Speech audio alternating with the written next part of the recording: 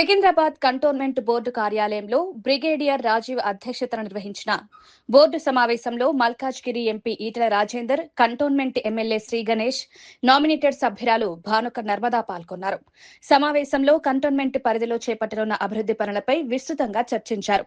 Elevated కారిడార్ల నిర్మాణానికి రక్షణ శాఖ భూములు ఇచ్చినందుకు పరిహారంగా వచ్చిన 303 కోట్ల రూపాయలలో 240 కోట్లను దశల వారీగా భూగర్భ డ్రైనేజ్ వ్యవస్థ, నాలాల విస్తరణ పనులకు వినియోగించనున్నట్లు కంటోన్మెంట్ సీఈఓ అరవింద్ కుమార్ ద్వివేది తెలిపారు.